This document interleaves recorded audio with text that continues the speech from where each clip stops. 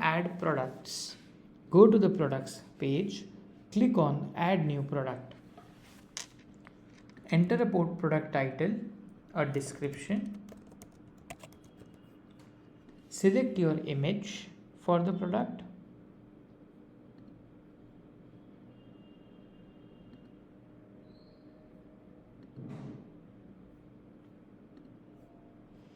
Enter a product SKU.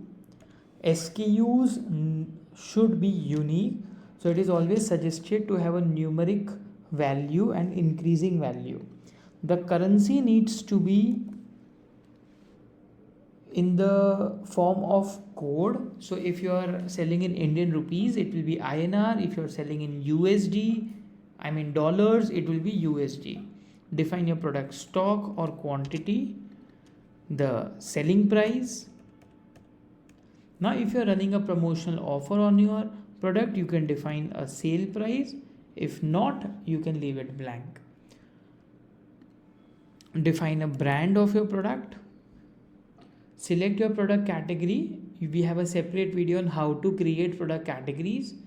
Enter an importer name. This is mandatory only for Indian businesses. Importer name, origin country, and WhatsApp compliance category.